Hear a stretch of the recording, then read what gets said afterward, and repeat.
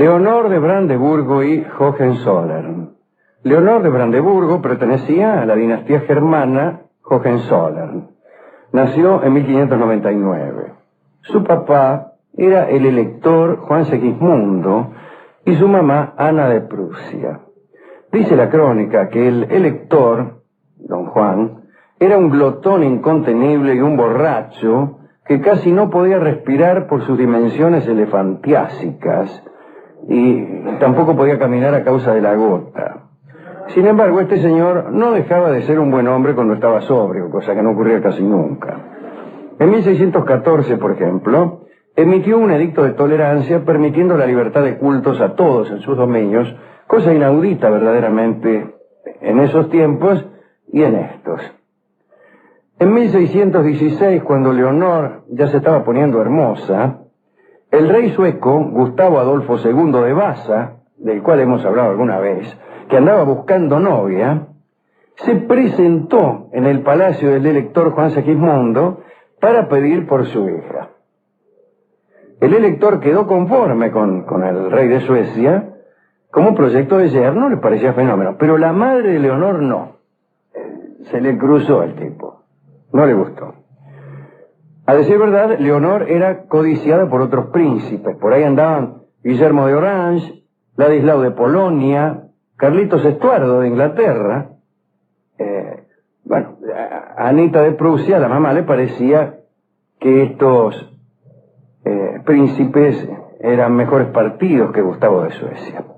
Pero sucedía que Leonor se había enamorado de Gustavo, y cada vez que se presentaba un embajador de los otros postulantes, fingía algún malestar o se ponía especialmente fea. De ese modo los embajadores regresaban a sus países con noticias no muy halagadoras acerca de Leonor. En cambio, cuando se acercaba Gustavo para arreglar su posible matrimonio, la princesa aparecía radiante. Por eso todo parecía encaminado hacia una unión entre Gustavito y Leonor. Pero faltaba la última palabra para que hubiera boda, y en verdad de esa decisión era dueño el papá de Leonor, el gordo borracho, don Juan. Pero vino a suceder que don Juan Segismundo se murió antes de aceptar el casamiento. De nada sirvió que Gustavo hubiera gastado una fortuna en redecorar su residencia en Suecia para recibir a la princesa. Por esa muerte, claro, ¿de qué va a servir eso? Cuando uno se muere, se muere. Pero el caso es que la aceptación quedó entonces en poder de la madre de Leonor, que como hemos dicho, no lo tragaba a Gustavo. Pero Gustavo no estaba dispuesto a perder su amor y se presentó en la corte de Brandeburgo con una embajada extraordinariamente suntuosa para exigir la mano de la princesa. La madre de Leonor recibió la visita con frialdad y Gustavo, indignado, lanzó un ultimátum. Si no le entregaban a Leonor, se casaba con otra princesa. En ese momento Leonor hizo un escándalo y amenazó con matar a cualquier esposo que le impusieran si no le permitían casarse con Gustavo. Estas palabras no amedrentaron a su madre, pero sí a los príncipes que se postulaban. Imagínese usted, el príncipe inglés, el holandés y el polaco dijeron: con esta no me caso. Pero ni loco. Y ya no volvieron a pedir su mano. Entonces Ana de Prusia, la madre de Leonor, ya sin ofertas, aceptó resignada el casamiento con Gustavo de Suecia. La boda se realizó en Estocolmo. Poco después de la noche de casamiento empezaron unos problemas. Leonor no soportaba que Gustavo se fuera a la guerra. Bueno, es rey el tipo, ¿qué querés? Ay, no me banco que te vayas a la guerra, Gustavo. Quería a su marido solo para ella y preferiblemente en el lecho. Dice la crónica que las ausencias de Gustavo II la herían profundamente. Y tanto lloraba y se encerraba que algunos se preguntaron por su salud mental. Ni la presencia de bufones y enanos la alegraba. Ah, caramba, estaba loca, evidentemente. ¿Quién no se va a alegrar ante la presencia de un bufón? Esas presencias no hacían más que afirmar la ausencia del que quería, le hacían acordar. Y hacían de la falta algo más aberrante, dice ya en completo estado etílico el redactor. Además, Leonor detestaba el clima helado de Suecia y se quejaba por todo. No se quejaba por todo, se quejaba porque el marido no estaba y porque hacía frío. Es mucho, pero no todo.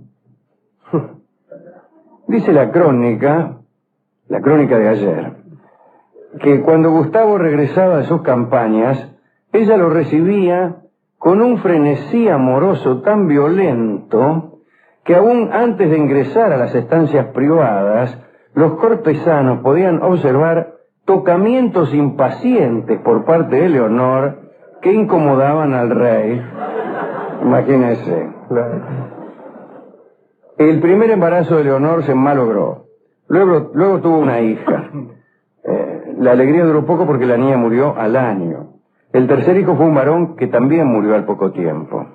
Esa sucesión de desgracias perturbó mucho a Leonor, que para amargura de los cortesanos se volvió un poco más loca.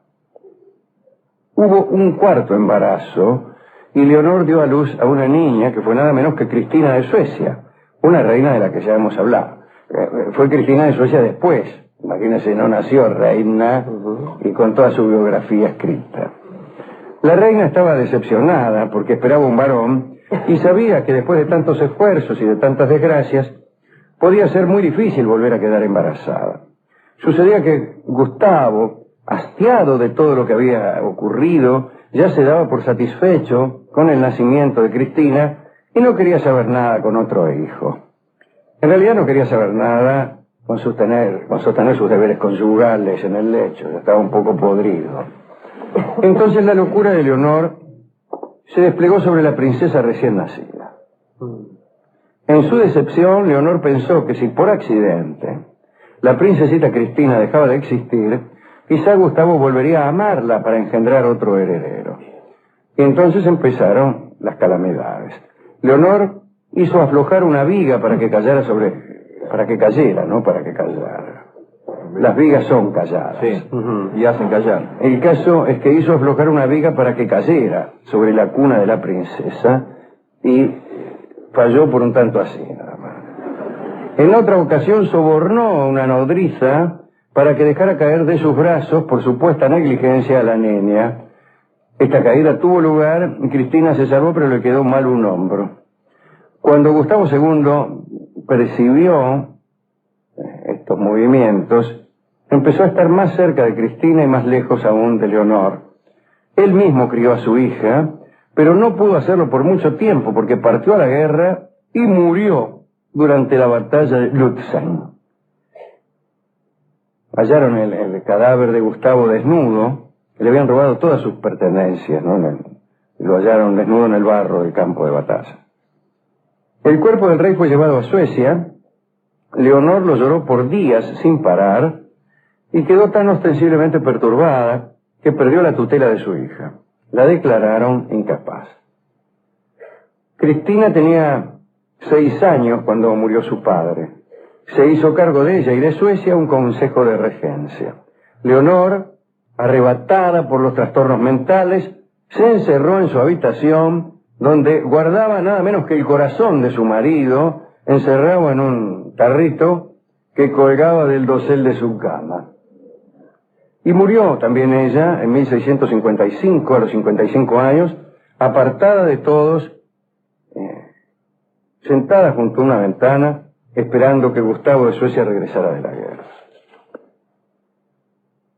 Esta es la historia que queríamos contar hoy, pero me gustaría recordar un episodio de la vida de Gustavo II que tiene mucha gracia.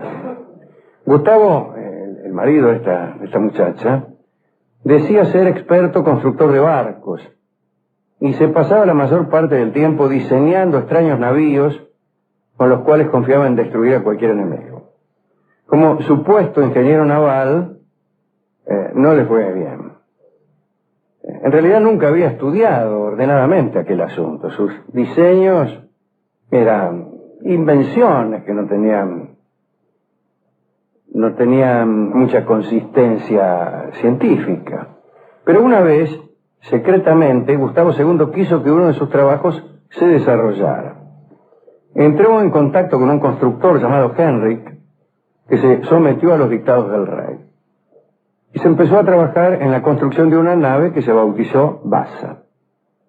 El rey aludía con el nombre que le dio al barco a la dinastía reinante, era Gustavo de Vasa. El barco era un poco extraño, ¿no?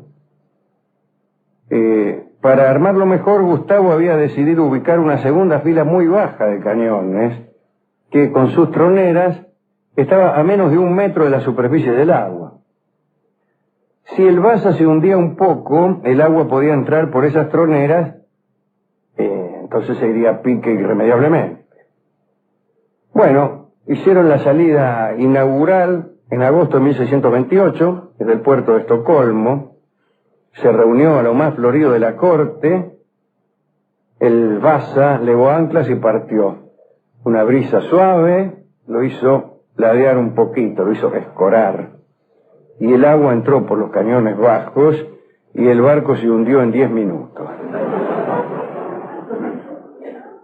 Murieron 110 personas entre tripulantes e invitados. Así que quería contar eso.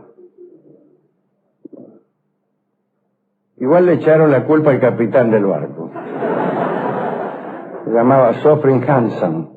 Había tenido la suerte de salvarse del naufragio, pero fue convertido en el principal responsable y pagó con su vida. Bien, pero volvamos a la reina, a Leonor, que odiaba que Gustavo se fuese a la guerra. Consultada la discoteca acerca de este asunto, resolvió entregar la canción que se llama Cuando tú no estás, que alude al momento en que peor se sentía doña Leonor. Escucharemos la versión de Carlos Gardel con el sexteto de Castellanos. Adelante.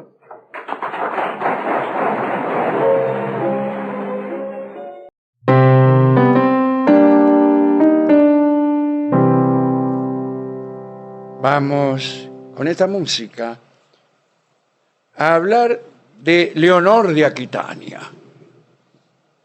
¿Se acuerdan, no? Leonor de Poitou, que nació allá por el año 1122 en Poitiers, en Francia, ¿no? Y bueno, ahí estaba. Era la hija del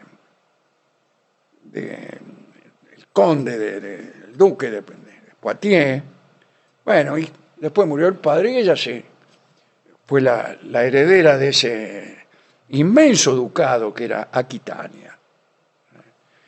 Y se dijo de todo de esta mujer. A ver. Que era muy imprudente, que era una gran estadista. Bueno, pero todos concuerdan en que tenía una gran belleza y una gran inteligencia. Esa combinación Es una bomba. tremenda. Tuvo gran influencia en la política, en el arte, en la literatura medieval y en la percepción que su época tuvo de la mujer. A los 15 años, con esto le digo todo, se casó con su primo Luis VII, también conocido como Luis el Gordo, Sí. o como el Gordo Luis, Bueno, está bien. que era el futuro rey de Francia. Leonor era extravagante, era una persona que no tenía ningún reparo en expresar sus deseos. En cambio, Luis, el futuro rey, era callado, sumiso, parecía sentir una profunda admiración por su esposa, pero ella, la verdad, es que no estaba enamorada de él. Le casó, pero no estaba enamorada.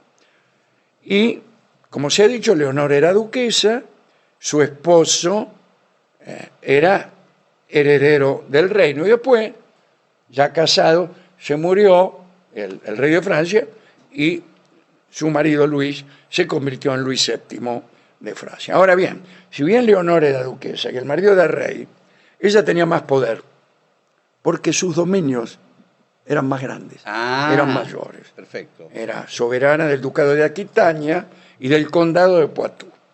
era un territorio muy rico y muy extenso, comparado con el dominio del rey de Francia, que prácticamente estaba circunscripto a la región cercana a París. Île-de-France se llama siempre esa región, y un poquito más. Bueno, tuvieron 2 hijos, María y Alex. Ella, junto incluso con sus hijas, ejerció un mecenazgo sobre los artistas, especialmente los trovadores, y tenía como característica ese género artístico poner el amor romántico y poner el amor al servicio caballeresco a una dama, lo que se llama el amor cortés, Había incluso lo que se llamaba una corte del amor, en donde enamorados que tenían disgustos Sí. iban y se sometían al juicio de Leonor y de quienes la secundaban en este asunto. Vea, mi novio esto, mi novia tal cosa, y ella dictaminaba. Hay incluso, nosotros hemos hecho alguna vez una charla muy detallada sobre este asunto. Y al mismo tiempo que ejercía esa tarea jurídica, si se quiere, estaba lleno de trovadores, de cantantes, de poetas y de enamorados o aspirantes a enamorados que, que hicieron nacer el amor romántico tal como lo conocemos ahora. Durante la antigüedad clásica no había esa clase de amor. ¿Y cómo era? Y el amor, te daré todo lo que tengo, tú eres mi luz, tú eres la luz de mi vida. Esta poesía la escribí para ti. Gracias, Dolina. Algunos caballeros salían a hacer hazañas. Dice, ¿Cómo? yo voy a... De valentía. Sí, hazaña de valentía, de perseverancia, voy a subir a esta montaña en tu honor. Cuando había algún torneo en que se enfrentaban caballeros, alguno de estos caballeros llevaba o el pañuelo de su enamorada. Ahora, lo gracioso es que en general eran amores castos, porque solía ocurrir que las enamoradas que elegían esos caballeros estaban casadas. ¿En serio? Era una cosa Medio platónico. el asunto. medio platónico. A veces no, pero medio platónico. Y medio para ricos también. Claro, y no estaban casadas con otro caballero. Sí, con otros. Sí, O no, estaban- no, pero digo, pero ¿con que, quién va a estar pero casado? que tuvieran los mismos procedimientos caballerescos, porque por ahí el marido también era como el caballero. No, en general, el que se casaba con una tipa ya no... No peleaba más. Como suele ocurrir. Sí, se quedaba. Claro, Ya ya no el tipo estaba. dejaba de ser romántico, se daba vuelta y dormía mirando para el lado de la pared. Claro, el kiosco. Todas esas cosas. Es decir, que toda la parte de la poesía, de las canciones de amor y todo eso es posterior. Es posterior y es una herencia que ha dejado esa época y esa región. Aunque en otras regiones, en España, en Portugal, también empezaba eso. Y ya algunos mayores de la familia de Leonor eran trovadores. Eran trovadores. Bueno. Ahora, todo esto que acabo de decir, réstele la mitad. ¿Por qué? Porque es una corrección que hago hoy de cosas que yo he dicho sobre el amor cortés, que he hablado muchísimo. Parece que no era para tanto, Bueno. que ni había tantos trovadores, ni se le daba tanta importancia, ni nada. Es la refutación más rápida que hemos Sí. obtenido. Sí, sí. Es así. De un minuto a otro. ¿Qué quiere que le diga? Bueno, de su abuelo, Guillermo IX, al que muchos recuerdan como el primer trovador, Leonor heredó su inclinación por la cultura, pero también un carácter malhumorado, emperrado, en Señor. caprichos y, bueno, reservas hacia el mundo clerical, que era tan poderoso entonces. A ella no le gustaba mucho. Sin embargo, en su corte había, esto sí, no le reste tanto, había mucha frivolidad, mucho escote, muchos juegos, fenómeno. Lo que había pasado con la poesía era que en vez de la épica se usaba más la poesía amorosa. En vez de cantar a los triunfos de las batallas, le cantaban más al amor. Bien, sobre la figura de Leonor, también, ¿Qué? cuidado, aquí vamos ¿Qué? a No, bueno. ventilar, les pido discreción. No, está bien. Discreción. Se popularizó una leyenda oscura, ¿no? Las malas lenguas dicen que mientras ella y su esposo, Luis VII, estaban ahí Sí, bueno, Leonor empezó a tener reuniones privadas, cuidado. con su tío Raimundo. Tío. ¿De dónde apareció? Con el tío. Apareció el tío. Cuidado, andaba con el tío. ¿Qué quieres? Bueno, está bien. Es raro andar con Sí, el tío. es raro. Es raro. Es raro. Luis intentó, el marido intentó alejar a su mujer de su tío,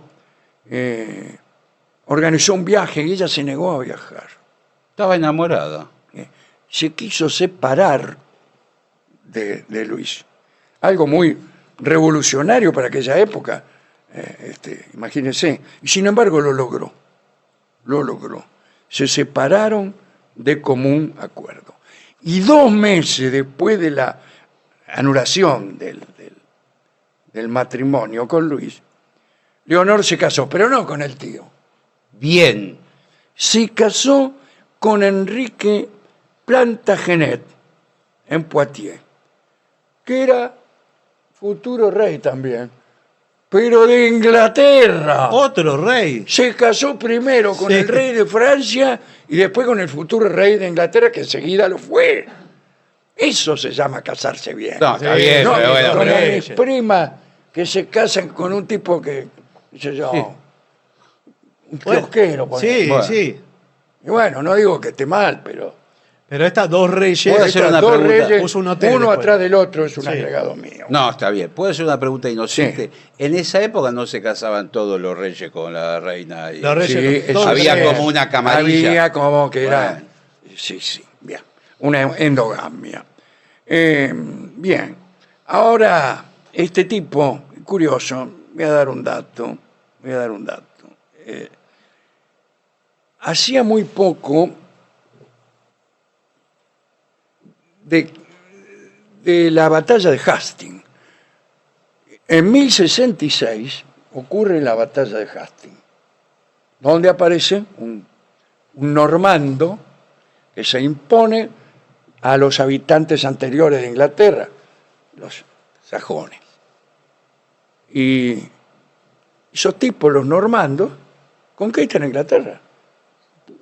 Primer rey, Guillermo el Conquistador, fenómeno, que era abuelo de esta tipa. Ok.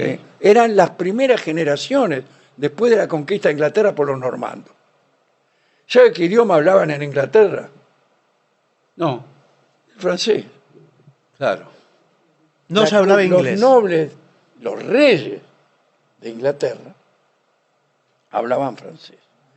Y había muchos territorios que pertenecían a Inglaterra que estaban en Francia. Y en esos territorios se hablaba francés. Por ejemplo, Normandía. Mm. Hoy en día los historiadores ingleses hablan del anglo-normando. Hablaban francés. Le voy a decir más. El rey Ricardo Corazón de León Hablaba inglés. hablaba francés. Hablaba, pero ya vamos Bueno. a ir. Acá. Bueno, se casa esta chica y esta vez sí le gustó. Le gustó su marido, se llevaban bien, estaba enamorada. Tuvieron 8 hijos, Bastante. uno atrás del otro. No. También es un agregado. Está bien, bueno, Sí. pero... Guillermo IX de Poitiers, Enrique Plantagenet, Matilde, Ricardo I de Inglaterra, que es Ricardo Corazón de León, Godofredo de Bretaña, bueno, Leonor, Plantagenet era la familia, ¿no? Y el último, el más chico, era Juan I, que también fue rey de Inglaterra, que era Juan sin tierra, el rey malo, el enemigo de Ricardo Corazón de León, ¿no es cierto? Qué cosa. Bueno, todos esos hablaban francés. Todo francés. Ricardo Corazón de León, que fue hijo de Leonor, está enterrado en Francia. Finalmente, el que llega a rey al morir, el marido de Leonor, es Ricardo Corazón de León, ¿no es cierto? Se convierte en heredero al trono, pero se convierte en rey cuando muere su papá. Pero un día se va a las cruzadas. Y Leonor, que ya era una señora grande, empieza a regentear los dominios de su hijo y lo hace con mucha polenta, pero hay una conspiración y ella es encarcelada. Y estuvo 15 años en una torre. Y el que la rescata es su hijo, Ricardo Corazón de León. En otra ocasión también hay una conspiración contra Ricardo, ya ella era una señora grande, y Ricardo también es apresado por un rey de Occidente, no por nadie. Ya había vuelto él de las cruzadas, y le piden un rescate. En esa conspiración estaba el propio hermano, Juan Sin Tierra. Piden un rescate tremendo. Y la única que junta la guita es Leonor. Es ella. Es Leonor. Bueno, mientras tanto se ocupaba de que su otro hijo, Juan Sin Tierra, no pudiera destronar a Ricardo, y además llevó adelante una gran labor diplomática. Bien, Ricardo volvió a reinar y después fue herido. Una herida en un lugar sonso. ¿Qué es un lugar sonso? Un lugar no muy importante, en una acción militar no muy importante. Y bueno, resulta ser que alguien le pegó un flechazo. Medio porque sí, no estaban en una acción intensa de guerra. Él estaba parado ahí, así, mirando, medio compadreando, sí. ¡Pum! Flechazo. 5 años enfermo estaba, con una infección horrible. Y después terminó la enfermedad cuando se murió. Claro. Y lo cuidó durante esos 5 años, ¿quién? Leonor de Aquitania. Bueno. Después, el que fue rey fue efectivamente el hijo malo, ¿no? Juan Sin Tierra. Leonor se retiró y murió en Fontevraud el 6 de marzo de 1204, tenía 82 años. Muy grande para esa época, directamente longevísimo. Otro trapito que voy a tirar así como el último chimento, Sí. esta especie de... ¿Cómo se llama ese programa? Intrusos. Ahí y todo está. eso, sí. No, intrusos no, hay uno ahora también. Los de fútbol. ¿Sabe qué hace? No, los de fútbol, no, son programas de lo que le pasa a los artistas, a la gente del espectáculo, de los medios. Ah, sí, hay otro. ¿Qué es? LAM. Sí, bueno, LAM. Que intruso no está mal, sí. También. No sé. Bueno, el último de Juan Sin Tierra. Resulta que había, un día Juan Sin Tierra acudió al castillo de Lusignan, donde el conde Hugo de la Marche le presentó a su prometida, la joven y bella Isabel de Angulema. Eran medio parientes de Juan también. Juan se quedó enloquecido con la tipa, al punto en que el día del casorio entró él, Juan, en el momento en que el cura preguntaba si alguien se oponía al matrimonio, fue corriendo hasta el lugar que estaba el novio, lo empujó a para el costado, le metió un codazo, lo sacó y se puso él en lugar del novio. Y así se casó con Isabel de Angulema. Imagínense cómo habrá quedado Hugo de la Marche. Sí, Fue por lana y salió trasquilado. Bueno, hemos contado episodios secretos de Leonor y de sus familiares, ¿no? Es decir, hemos sacado trapitos al sol. Hemos lavado en público la ropa sucia. Hablaremos de la espera de Leonor de Austria. Ubiquémonos en Madrid en el año 1525. Cuadro de situación. El rey francés Francisco I había perdido la batalla de Pavía y era prisionero de Carlos V, que reinaba en España. Era Carlos I de España y Carlos V de Alemania. El encierro de Francisco en Madrid duró hasta marzo de 1526. Consiguió la libertad por 3 motivos. Primero, entregó territorios. Segundo, dejó como rehenes en la corte de Madrid a sus 2 hijos, Francisco, que tenía 7 años, y Enrique, que tenía 8. Me permito disentir. Francisco era evidentemente mayor que Enrique. Francisco era el delfín. Enrique era el segundo, que después fue rey porque Francisco murió. Bueno, el rey Francisco, que era viudo, había enamorado a Leonor de Austria, nada menos que la hermana de su enemigo Carlos V. Y con toda habilidad le había prometido casamiento y amor imperecedero si lo dejaban libre. Leonor, verdaderamente muy enamorada de Francisco, suplicó a su hermano por la libertad del rey de Francia. Bueno, por todo esto, Francisco fue liberado. Una vez de vuelta en su corte, Francisco, en verdad, solo pensó en recuperar a sus hijos y algunos territorios que había cedido. Para eso intentó recaudar más y guerrear contra estados más débiles para conquistarlos y cederlos después a Carlos.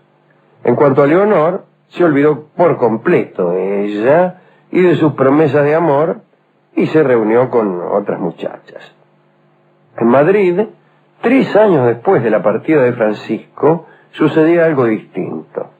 Leonor no pensaba más que en el rey de Francia, lo esperaba y padecía atrozmente. Dice la crónica: sola se repetía las palabras galantes de Francisco, sus juramentos y sus cumplidos. Cuentan que Francisco le había dicho que se casaría con ella porque era más hermosa que un ibis. Leonor no había visto jamás un ibis, pero se sintió muy halagada. Francisco también le había prometido que le iba a escribir unas cartas en verso, unas postales adornadas con poesías. También prometió componer un rondó celebrando sus manos y una canción alabando sus ojos. Pero desde su liberación no le había mandado nada. La princesa Leonor tenía buen corazón y no perdía las esperanzas. Siempre ilusionada y gracias a la complicidad de un guardián, visitaba de vez en cuando a los hijos de Francisco y se esforzaba mediante una canción o un cuento para sacarlos de su melancolía. En Francia, el rey Francisco ya no sabía qué hacer para conseguir el rescate de los chicos. Se había decidido que los príncipes serían recuperados con 2 millones de escudos de oro, y Francisco, sabiendo que el tesoro del reino estaba exhausto, se preguntaba con angustia cómo podía hacer para hallar semejante suma. Fue entonces cuando la madre de Francisco, Luisa de Saboya, le recordó que le había hecho unas promesas de casorio a Leonor, la hermana de Carlos V. Un casamiento con ella podía aportarle una dote semejante al rescate pedido. Digamos que para que los 2 príncipes salieran de su prisión, sin tener que entregar un guita, bastaba con que Francisco se casara con Leonor y que ella dejara la dote a su hermano.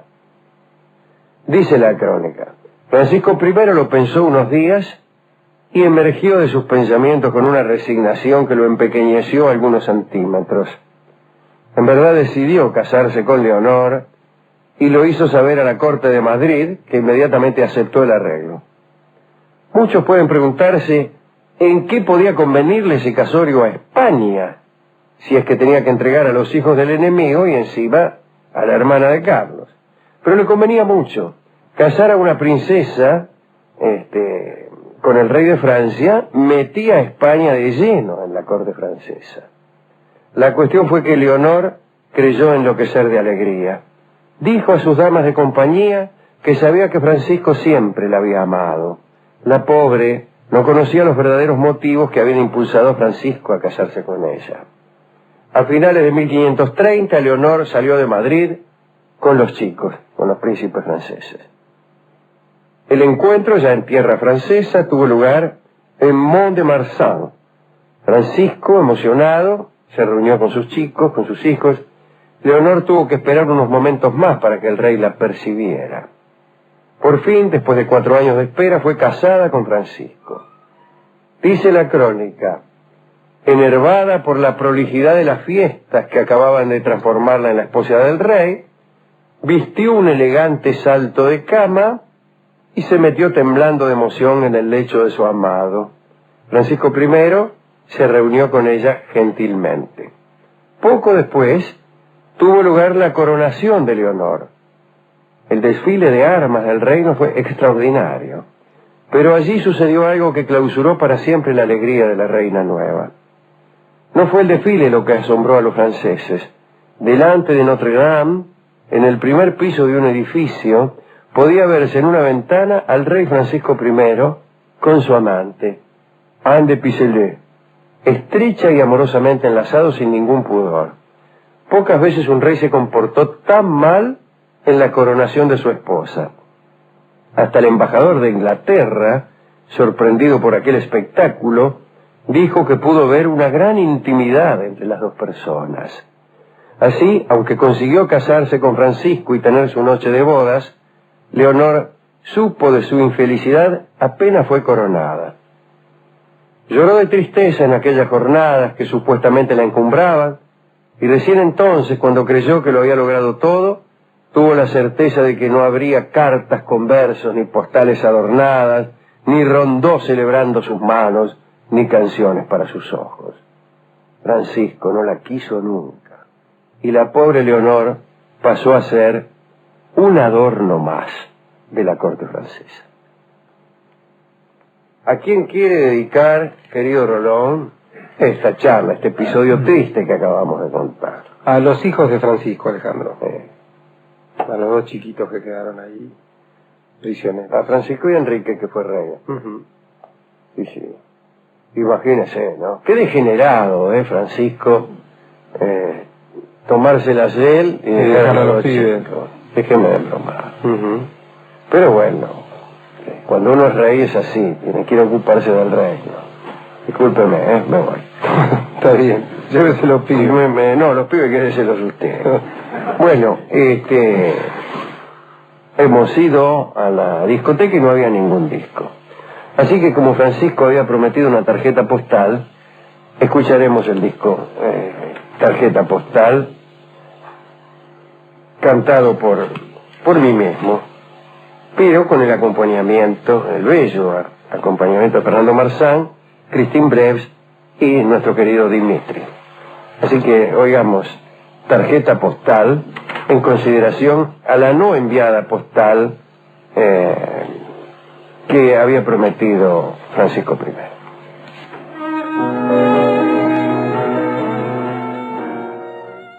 Vamos a hablar de Leonora Carrington, una de las artistas más potentes del movimiento surrealista. Había nacido en Inglaterra en 1917 y provenía de una familia muy adinerada. Y sin embargo, se rebeló a ese origen y a las ideas conservadoras de su familia. Y en realidad, su primera hazaña fue que la expulsaron del colegio. Era un colegio de monjas y ella había resuelto saltearse las normas de ese colegio. Estudió en Florencia y en Londres.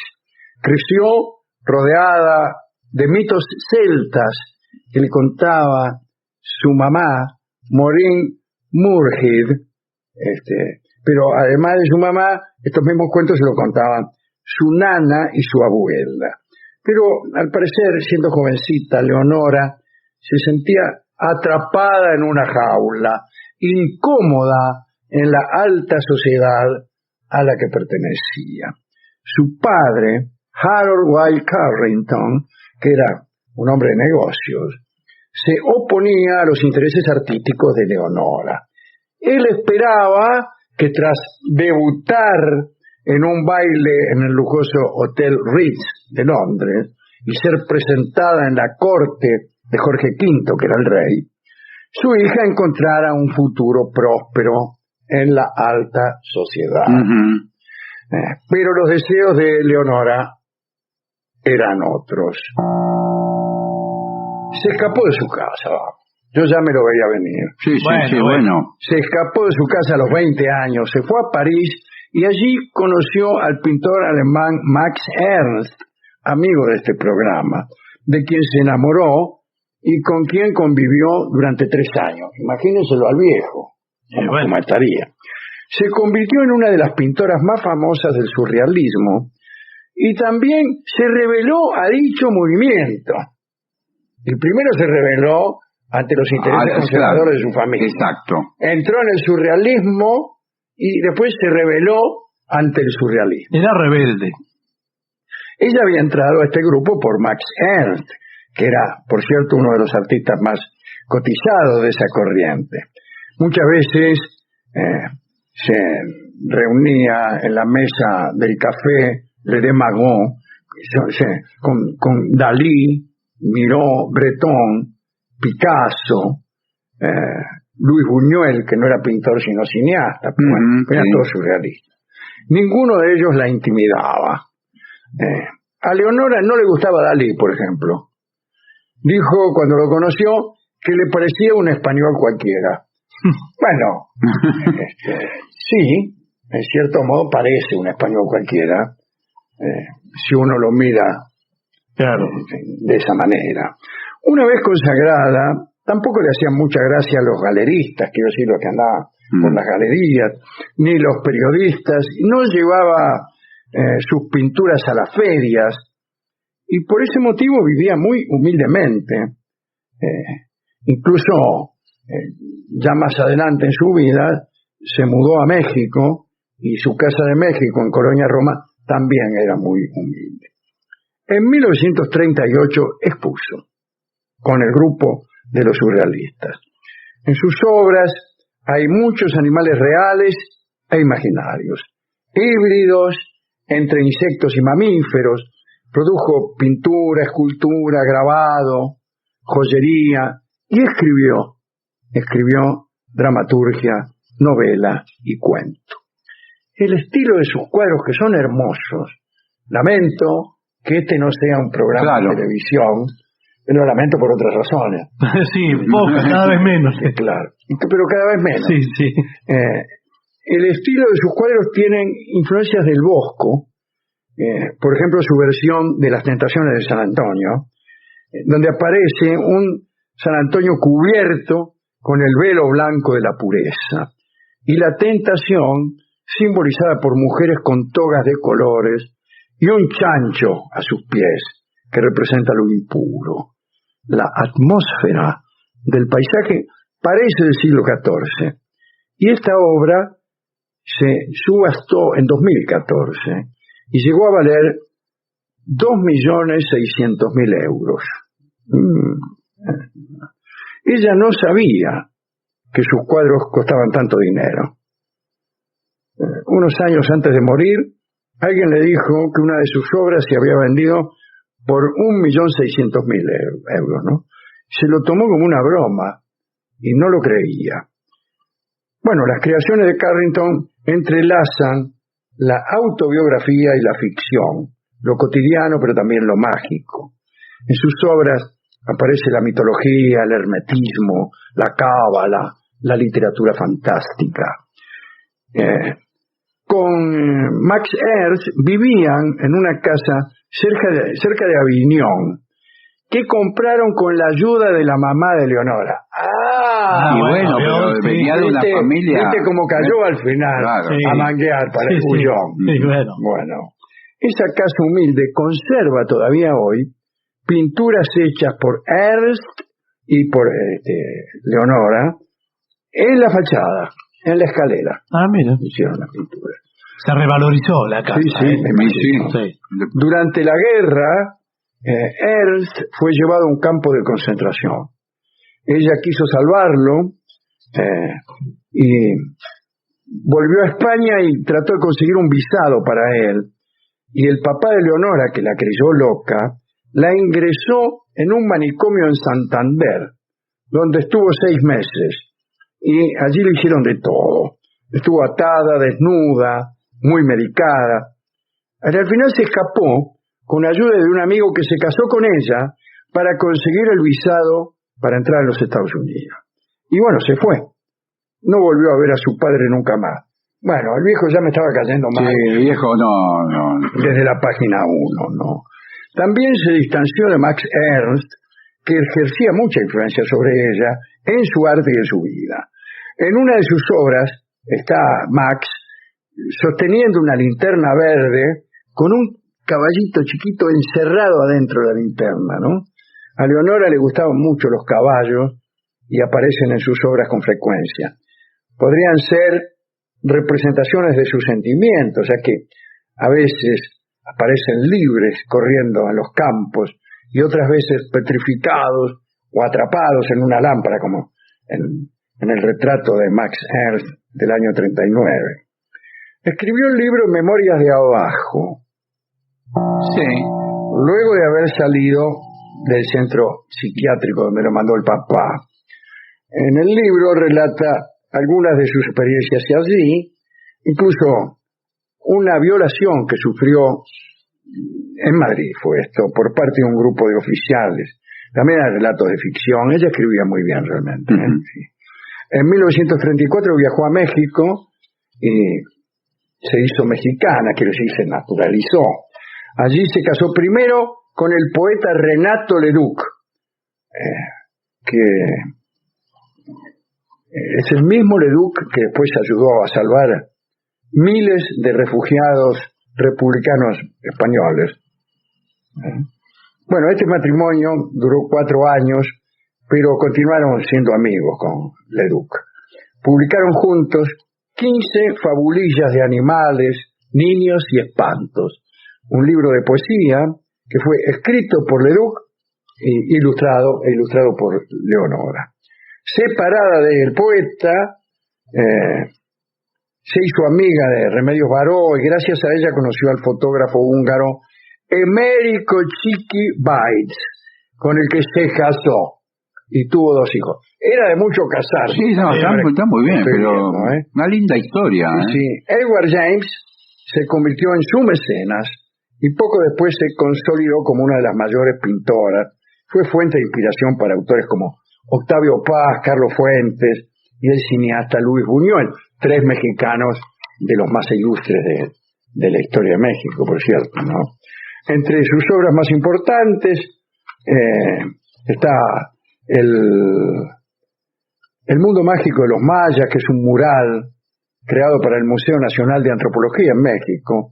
Y en esta obra se combinan imágenes provenientes del Popol Vuh, que es el libro sagrado de los mayas, con representaciones de las costumbres de los pueblos mayas contemporáneos, quiero decir, de los pueblos que son descendientes de aquellos mayas primigenios, ¿no? Para realizar este mural, Leonora se fue 6 meses a San Cristóbal de las Casas, Chiapas, para estudiar las prácticas religiosas y las tradiciones. Bueno, esta obra está dividida en los 3 reinos del mundo maya: el inframundo, o Catibac, la tierra y el cielo, poblado de dioses, de divinidades de todo orden. El inframundo está presidido por Xibalba, que es una especie de jaguar con un ojo solo. Y después, claro, por supuesto, hay un aluvión de criaturas infernales. El mundo del medio, la tierra, habitada por humanos, tipos arando, desfilando en procesión, pastoreando, cosechando, practicando rituales chamánicos. Y en el centro aparece un convento colonial con una cruz antropomorfa, una cruz que es en realidad un señor, ¿no? Y una multitud de extrañas deidades y una larga procesión, un arco iris, la luna, que es lo femenino, y el sol, lo masculino, Venus resplandeciente, Está Quetzalcóatl, la serpiente emplumada, ¿no? También está en ese mural. Y en la parte superior se encuentra Totilmail, el ancestro del colibrí, un gran pájaro envuelto en una espiral de luces. Para finalizar, digamos que los cuentos de Leonora Carrington son extraordinarios, pero es en la novela La trompetilla acústica. ¿Qué tal? ¿Cómo le va? ¿Qué tal? Donde se lee quizá su mejor versión. Murió a los 94 años en un hospital de México. Sobre Leonora Carrington escribió Octavio Paz, otro amigo de este programa. No era una poeta, sino un poema que camina, que sonríe, que de repente abre una sonrisa que se convierte en un pájaro, después en pez y desaparece. Lindo recordar a esta genial artista. Vean, busquen en la red los cuadros de Carrington, van a ver el color que tienen. Son estupendos realmente, ¿no? Y lean algunas de sus cosas. Vamos a escuchar una canción de Serú Girán para amueblar esta recordación de Leonora Carrington, que se llama El perro andaluz. Sí, señor. Aquella película que hicieron los surrealistas, encabezados por Buñuel, donde también participaron toda la barra de amiguetes. Sí, estaba Dalí. Estaba había Dalí, una imagen claro, de un ojo. del ojo, claro, sí. Cosa Y las impresionante. hormigas Sí. y todo eso. El perro andaluz. Bien, hablaremos hoy de Napoleón y Eleonora. Este es un episodio bastante interesante y tiene que ver con un hijo que tuvo Napoleón, o que parece que tuvo Napoleón. Así que vamos a Francia en el año 1806. Por esos tiempos Napoleón tenía algunos problemas familiares, ya era emperador, y la emperatriz Josefina, su mujer, lo acusaba de tener relaciones incestuosas con su hermana Paulina Bonaparte. La hermana de Napoleón marcaba 1,36 la milla. Pero el emperador tenía muchas relaciones, no sé si con la hermana, pero debía ser lo único que le faltaba. Ahora bien, Paulina Bonaparte odiaba a Josefina, y ella, junto a la princesa Carolina Murat, la mujer del mariscal Murat, y hermana también de Napoleón, ¿no? El esposo de Carolina, es el mariscal Joaquín Murat, semejante infamia, decidieron elaborar una estratagema para separar definitivamente a Josefina de Napoleón. ¿Está claro? Así que Paulina, Carolina, las dos hermanitas, y Joaquín Murat, el mariscal, el marido de Carolina, que nos llevamos de largo, pero esta mina ya no tiene podido, cosa de familia. En el Uruguay es una palabra extraordinaria para esto que no puedo decir. Pues bien, además de las cosas que se decían, tanto Paulina como el matrimonio Murat, de que Napoleón no tuviera hijos, y acusaban de eso a Josefina, y a esta, qué sé yo. El plan era el siguiente: era necesario presentarle a Napoleón a una mujer joven y capaz de darle un hijo, y conjeturaban que Napoleón se convencería de la esterilidad de Josefina y entonces la repudiaría. Muy bien. Carolina dijo tener a la persona precisa. Se trataba de una hermosa morena de 18 años, muy bien constituida, y según los cronistas, sin la educación necesaria como para sentir escrúpulos. Ser un poco bestia en algunos casos ayuda. Podría citar eso. La madre de esta muchacha se dedicaba a la galantería, por no decir otra cosa, y su padre vivía de negocios no muy claros también, por no decir otra cosa. Es decir, que el viejo era chorro y la madre milonguera. La mina llamada Eleonore de Newell, casada con un tal Rebel, capitán de un regimiento de dragones. Ahora, el tal Rebel, capitán, estaba en cana. Es una familia terrible, ¿no? El marido también era el chorro. Lo habían condenado a 2 años de prisión por falsificación. Así que Eleonore estaba sola. Enterado de todo aquello, todos aquellos datos, los Murat llamaron a Eleonora y la contrataron como lectora. Cada vez que le iban a acercar una mina a Napoleón, la contrataban como... eran justamente eso, los encargados de leer libros a los soberanos que no tenían, a veces no tenían muchas letras ellos mismos para leer rápido, y otras veces no tenían tiempo y otras veces ganas. Entonces contrataban lectores y a ver si léame, léame. Era la mejor y la peor de todas las épocas. No, ya lo leí. Traiga otro. A ver, en un lugar de la vez traiga otro. Salud, turnos de Valvanera. Ese me gustó. No.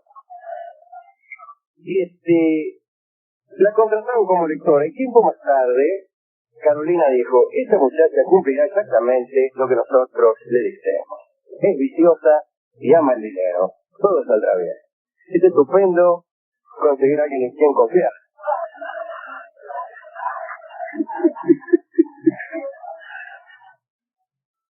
Un día Napoleón fue invitado al castillo de Neuilly y claro, la primera persona que encontró allí fue que ya estaba preparada, ¿no? Inmediatamente averiguó dónde apolillaba la mina. La vio y dijo, ¿dónde duerme esta mina? Y le dijeron, en el pabellón del parque. Entonces, tras la comida, que fue muy rápida, Napoleón salió rajando hasta aquel pabellón y, al decir de los cronistas, que son siempre muy cuidadosos, pidió a Eleonor el más sabroso de los postres. Y ella aceptó. Napoleón quedó maravillado, la invitó a la Tullería, que era el palacio donde él vivía, y le rogó que se vieran muy seguido. La verdad es que, hay que decirlo ya, a Eleonor el emperador no le gustaba. ¿Le gustó? Sí, no le puede no gustar, no le gustó. Bueno, no le gustó, ya pasa. Sin embargo, como era muy ambiciosa, comenzó a encontrar... Esos encuentros tampoco le gustaban, no le gustaban. Incluso dicen que aprovechaba los momentos en que Napoleón la acariciaba para mover con los dedos del pie las agujas de un reloj que había ahí cerca de la cama. Porque dice que Napoleón tenía la costumbre de mirar el reloj después de cada uno de sus lances para ver si se encontraba en forma.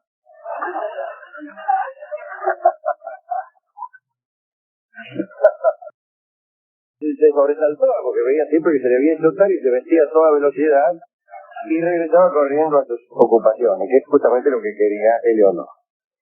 Ahora bien, el matrimonio Murat y la Paulina esperaban confiados el resultado de esta maniobra. A fines de febrero de 1806, los intrigantes se reunieron y dijeron estar preocupados porque Napoleón no dejaba embarazada a Eleonor. Tras una larga intimidad, tomó una extraña y secreta decisión. Quiero decir que no compartió esa decisión con los otros conjurados. Ya que las cosas no iban para bien, decidió convertirse él mismo en el amante de Eleonor y esforzarse para darle el niño que Napoleón no parecía capaz de tener. La verdad es que a la mina le gustaba mucho al chico, así que no iba a ser un verdadero sacrificio.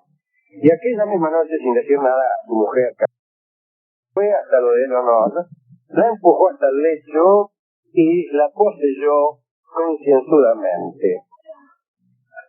Es decir, con total orden y prolijidad. Muy bien, ahora esto, ahora aquello, ya está.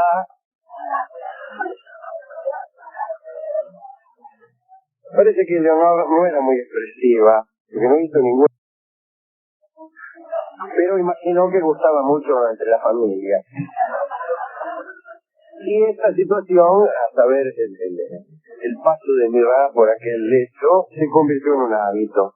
Cuando Eleonora regresaba de las Tullerías, de ver a Napoleón, Murat, que la vigilaba desde la ventana, se precipitaba tras ella y subía al pabellón del parque en el que la morena se alojaba. En un momento todos pensaron que el plan se iba al diablo, cuando se enteraron de que Napoleón se había enamorado de otra. Se trataba nada menos de Beauharnais, que era la sobrina de Josefina. Hemos hablado de aquel breve amor. Por suerte el asunto no duró mucho. Los Murat, Paulina y la propia Josefina, que no sabía nada de la intriga, se encargaron de que Estefanía, la sobrina de Josefina, se casara con un neato, el marqués de Valdés, no sé cómo se llama, y que se la llevara a Josefina. La cosa salió bien. Napoleón quedó muy triste ante aquel alejamiento de Estefanía, la sobrina de Josefina, y en realidad se encontraba con Eleonora, pero pensaba en la otra, y según dicen, transfería sobre ella todo el afecto que le inspiraba la sobrina de su esposa. Hay que decir que mientras tanto el mariscal Murat seguía viendo a Eleonor sin interrupciones. A principios del mes de abril de 1706, Eleonor estaba embarazada. Inmediatamente se lo anunció al emperador. Emperador, estoy embarazada. Y el emperador, loco de alegría, mandó alquilar para ella un hotelito en el número 2 de la Rue de la Victoire, que era una calle importante en el papel de la vida amorosa de Napoleón. Allí en el número 6 vivía con Josefina y allí más adelante le alquiló una habitación a María Valesca. Pero este es un dato, digo más, para que algunos de nosotros meditemos a ver si hay alguna calle importante en nuestra vida sentimental. Puede ser, pero cuanto más larga sea nuestra vida y nuestra vida sentimental, encontraremos que más que calles hay distritos enteros, con personas que se cruzan, que viven al frente. Napoleón estaba contentísimo. Incluso le llegó a agradecer al matrimonio Murat por el solo hecho de haber conocido a la muchacha en su castillo de Neuilly. Echaba toda la extensión del favor que Murat le había hecho. Enamorado entonces de quien podía brindarle un hijo, Napoleón dio orden de activar todas las formalidades para que Eleonora se divorciara del capitán aquel que estaba en cama, Rebel. Y el marido protestó a Rebel desde la cama. Alegó que amaba a su mujer y que no deseaba separarse de ella. Se le respondió entonces, y más cumplido, que su mujer era la amante del emperador. Además, si se negaba a dar el divorcio, sería deportado a la Guayana, allá donde Judas perdió el pueblo. Impresionado, Rebel se quedó víctima de un asunto tenebroso. Olvidó que se encontraba en prisión por haber falsificado unas escrituras y acusó a Napoleón de haberlo hecho detener con el solo objeto de quitarle a la mujer. Y más tarde escribió un artículo titulado Bonaparte y Murat, ladrones de una mujer. Punto. Memorias históricas escritas por un marido ultrajado. Era él. El divorcio fue pronunciado el 19 de abril. Mientras tanto, Eleonor, libre, preparaba un heredero para Napoleón. Y Napoleón, mientras tanto, se dedicó a la transformación de Europa. Durante la entrada en Polonia, que prusianos y austríacos se habían repartido días antes, Napoleón recibió un mensaje que le produjo una profunda emoción. Carolina Murat, su hermana, le anunciaba que Eleonor acababa de dar a luz un varón. El niño fue registrado como de padre ausente. Eleonor lo había bautizado León.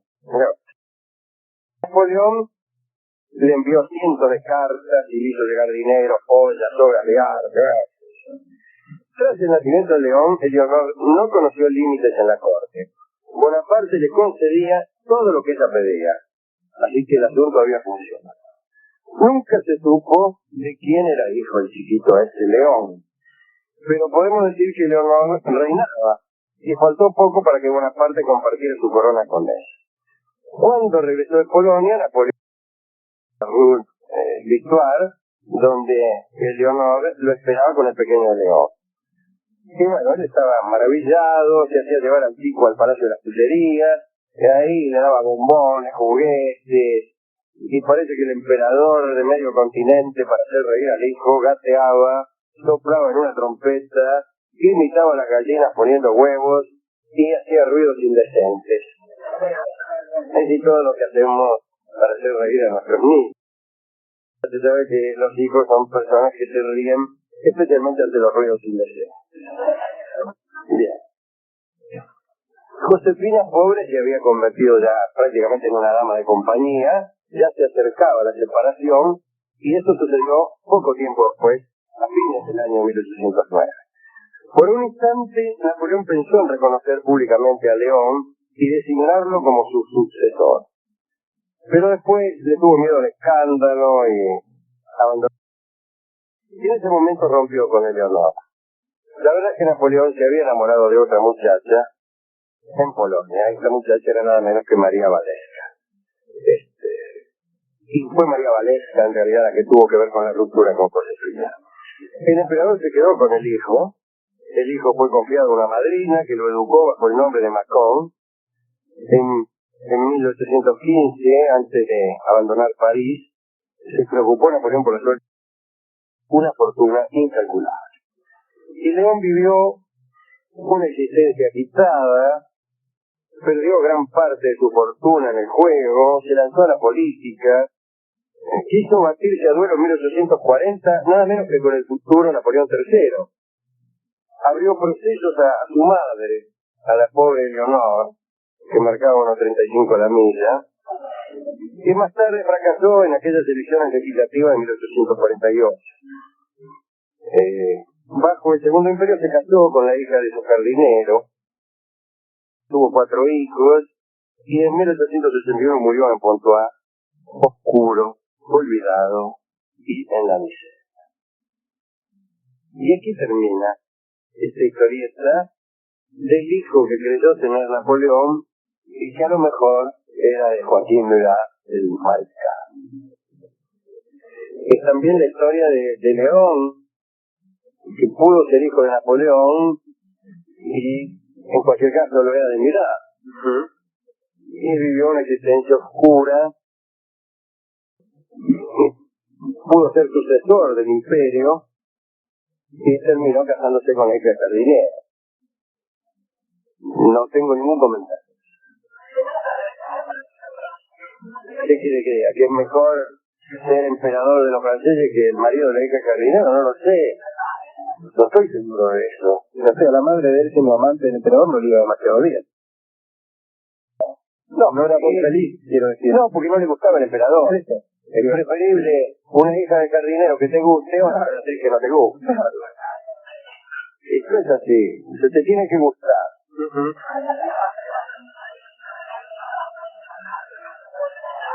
Para hacerlo a disgusto es preferible ser honrado.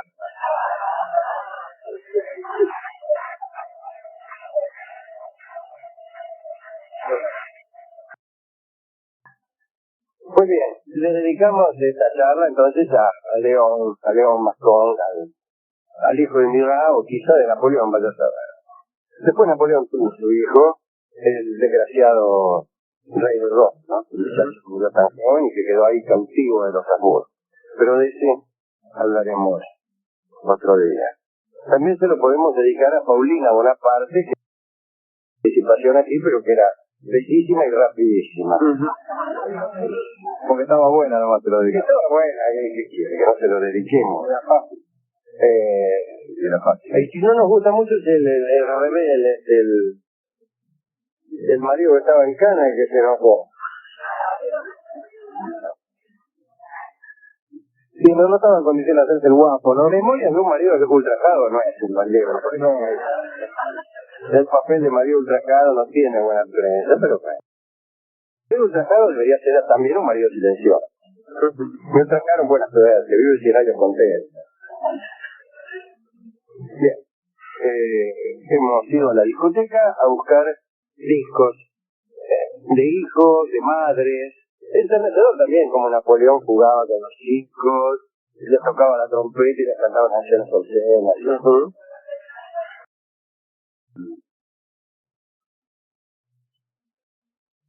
Hemos buscado entonces canciones de hijos, de madres,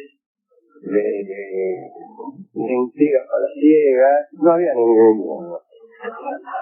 Pero después sí hubo. ¿Encontró una? Encontramos uno, pero maravilloso. Es una canción muy hermosa, me gusta, ¿sabes? Y se llama Por si se duerme mi madre, que es una canción que quizá habrá aprendido el niño León, no de labios de Napoleón, que más bien le enseñaría aires militares u obscenos, pero no habrá faltado alguna tía sentimental que le habrá enseñado al joven León esta canción, Por si se duerme mi madre. Y la última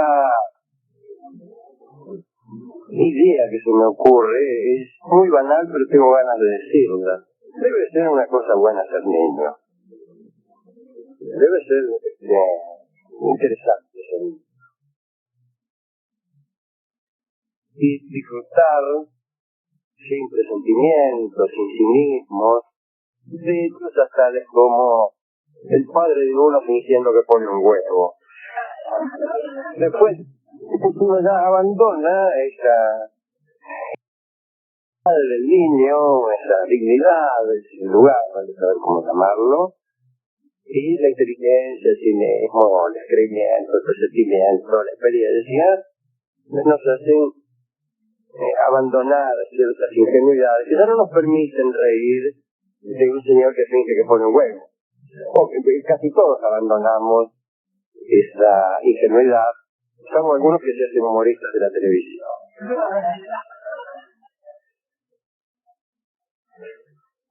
Lo peor es que no dar qué es lo que nos pasaba. Tenemos recuerdos de recuerdos. A menudo nuestros recuerdos son en realidad falsos, son los de nuestras tías, los de nuestras madres, los de nuestros padres, que nos dicen que ellos fingían poner un huevo. Y la verdad es que nosotros no recordamos sino eso.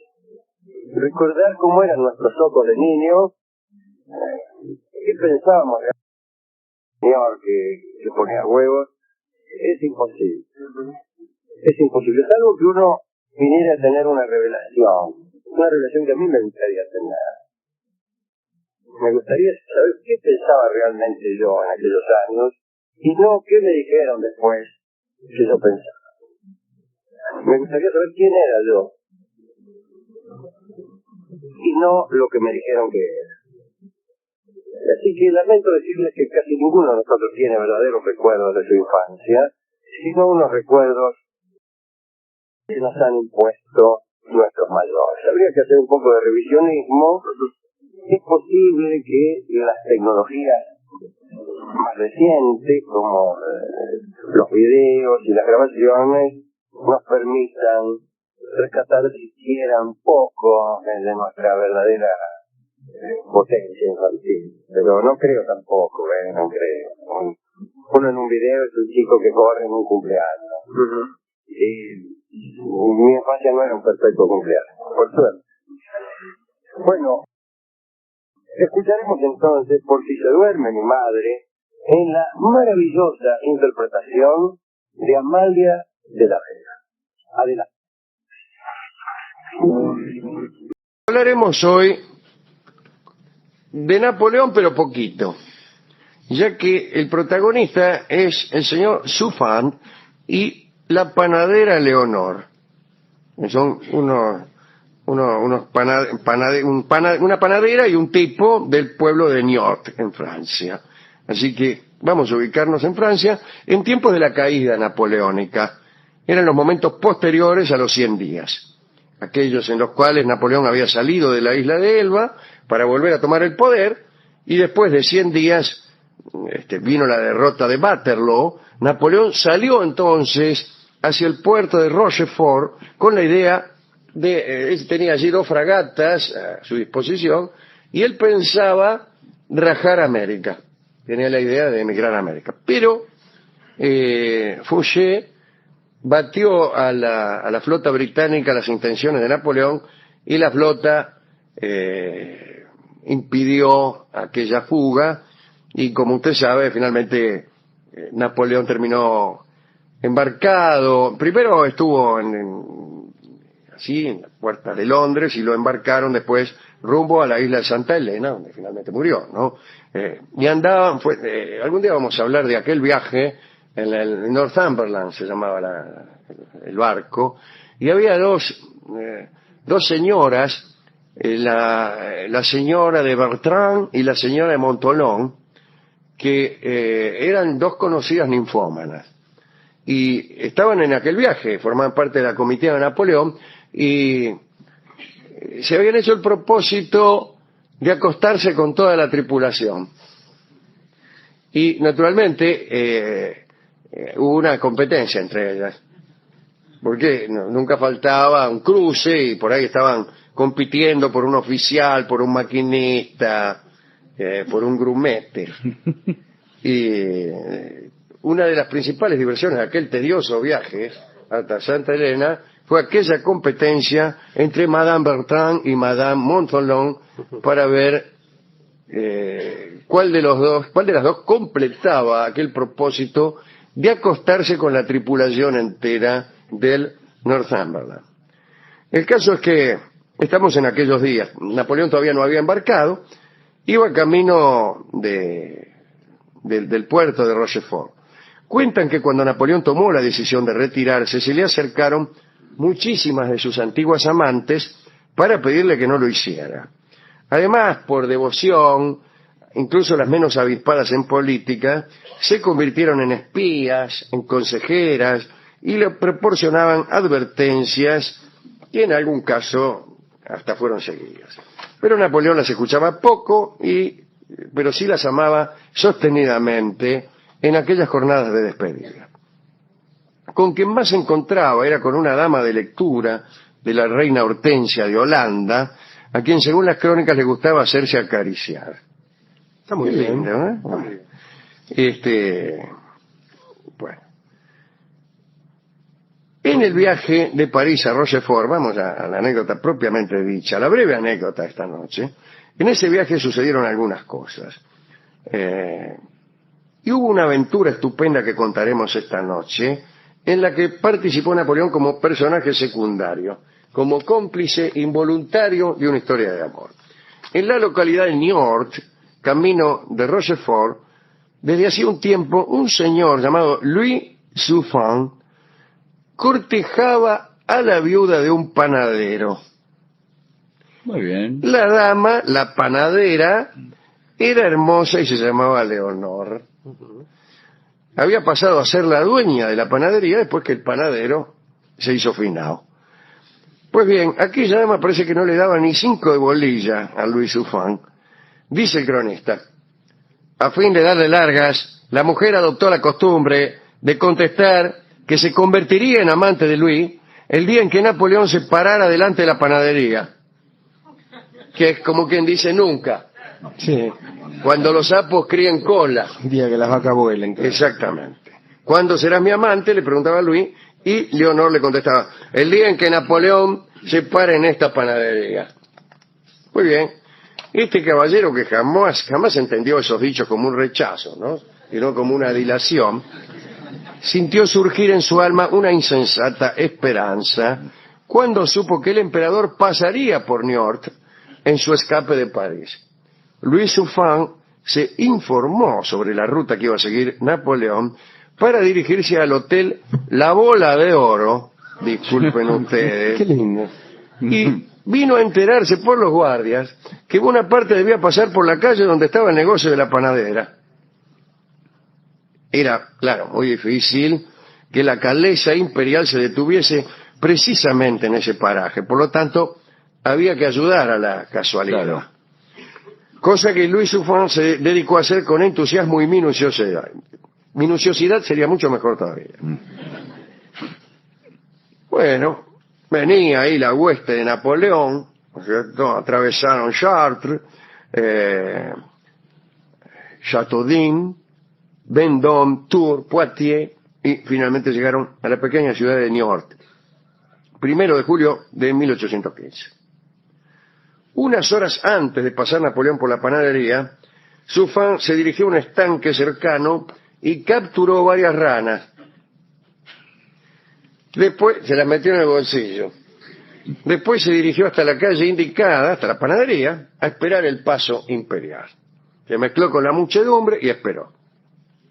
De repente, tacatán, tacatán, rumor, gritos, qué sé yo, viva el emperador, viva el emperador. Bueno, Lentamente la calesa de Napoleón avanzó entre dos filas de ciudadanos entusiastas. Cuando estaba a unos metros de la panadería, el enamorado soltó las ranas delante de los caballos. Los caballos se asustaron y le pararon en seco. Napoleón asomó la cabeza, un poco asustado, porque pensó que por ahí alguno lo quería liquidar o algo. Preguntó qué ocurría y el cochero le contó que unas ranas ya habían espantado a los caballos. La gente era tanta y la detención fue tan efímera que Louis Suffren pensó que aquella detención no iba a ser contada por la panadera. Pero se produjo un milagro. Tranquilo ante la ausencia de cualquier amenaza y seducido por un cierto aroma que llegaba desde el horno de la panadería, Napoleón decidió bajarse de la calesa y entrar en el establecimiento. Y Louis Suffren, ¿qué más querés? Estaba loco de contento y se mezcló entre los hombres de Napoleón y se metió adentro de la panadería, casi junto a Bonaparte.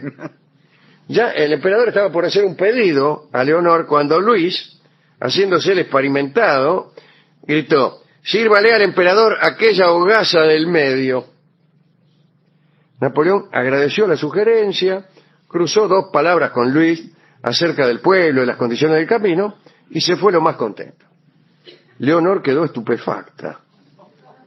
Dice el cronista: intentó creer, Leonor, que la operación de aquel milagro la debía de enamorar automáticamente de Luis, pero enseguida supo que la condición había sido mal elegida, porque no había nada que pudiera hacer para que su fan le gustara.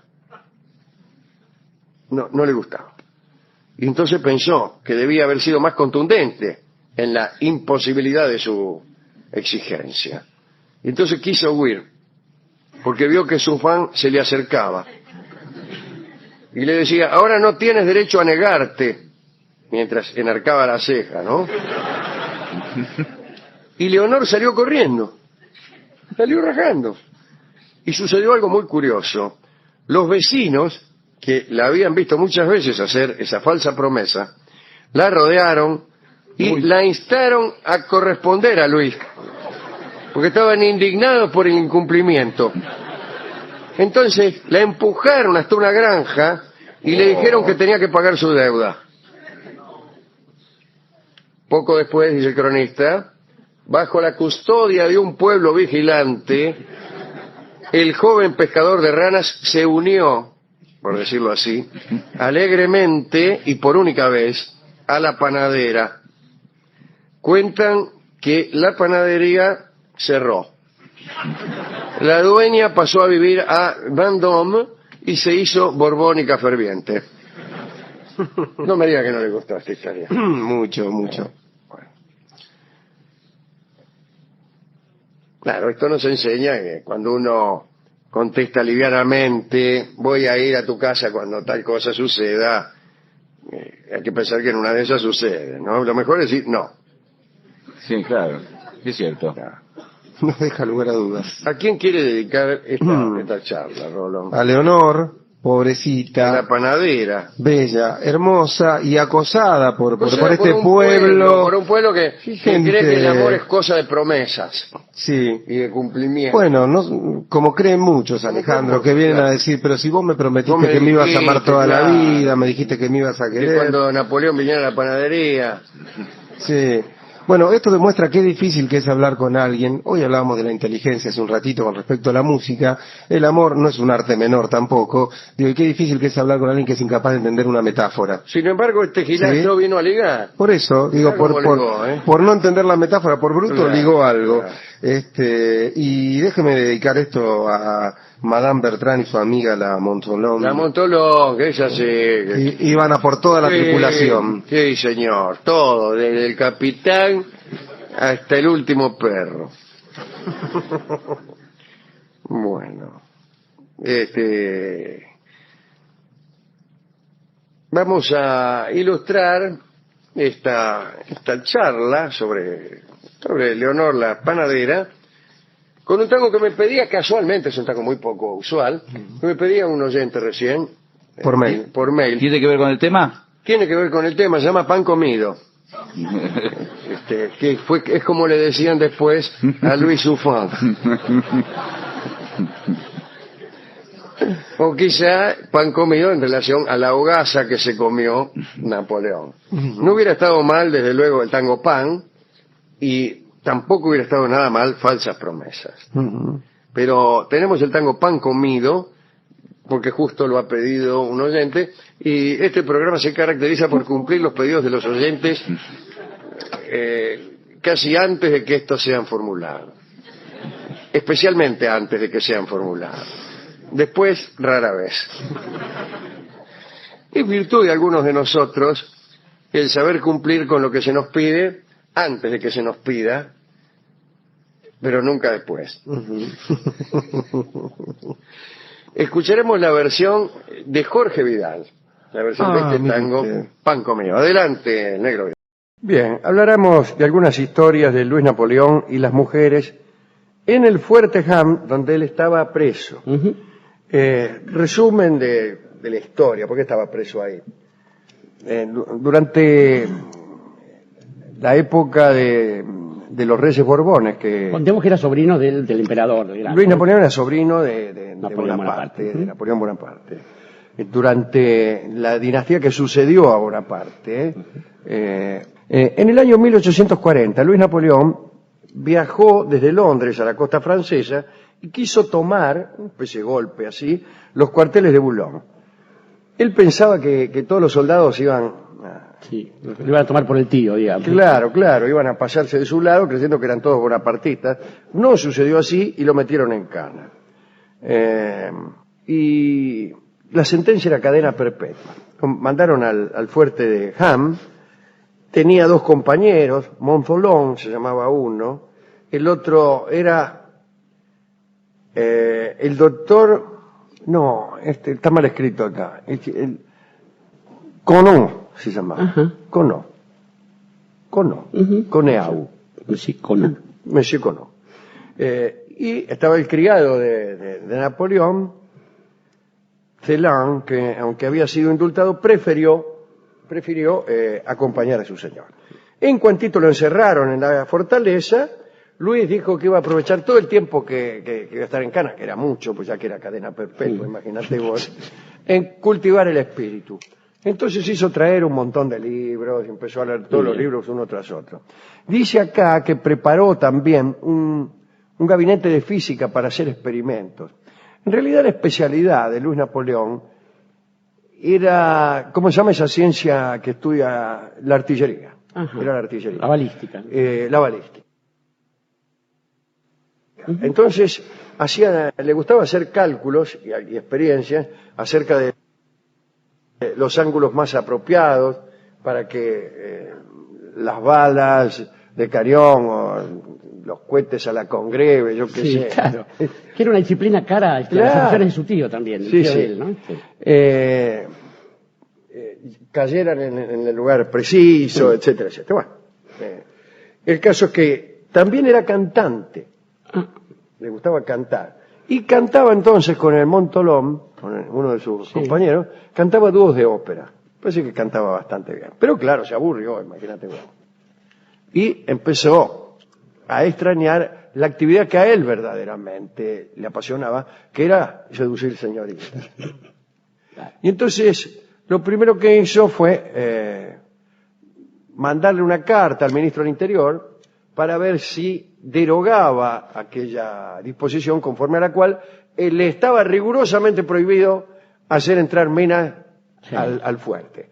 Estaba bien en el fuerte, estaba en cana, pero estaba bien, pero tanto como llevar minas no lo dejaba. La crueldad. Muy bien, mientras esperaba que el ministro cambiara su parecer, Luis se contentaba mirando por la ventana las hermosas muchachas de la picardía que parece que iban a lavar la ropa a un riachuelo que pasaba cerca de la ventana de su celda o de su habitación. Y ahí se pasaba las mañanas y las tardes mirando a las minas que iban a lavar la ropa. Se produjeron algunos episodios a través de la ventanita, le gritaba, las minas le contestaban, ruidos, gestos de toda naturaleza.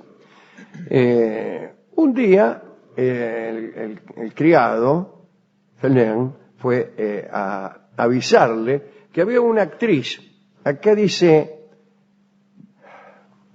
Virginia de Hasse, no, para mí es... Sí, qué difícil así. No, sí, claro. Muy está codificado, está... Sí, no, pero yo la conocía. Esta es una... Virginia es el apellido, creo que es Hassemet. Hassemet es el apellido. Acá dice lo primero que se le ocurrió al copista. Se había presentado en el puesto de la guardia del fuerte y había pedido autorización para verlo, pero que la guardia no la había dejado entrar. Bueno, Luis Napoleón no la conocía a la actriz. Y entonces preguntó, che, ¿pero cómo es? Bueno, dice, es una chica muy agradable que viene con un vestido blanco y una sombrilla blanca. Y bueno, Luis Napoleón, imagínate cómo se puso, che, qué barbaridad. Y cuando estaba amargado, vio por la ventana que por el caminito venía una chica muy agradable con una sombrilla blanca y un vestido blanco. Sí. Y la chica empezó a cantar, cantó para él.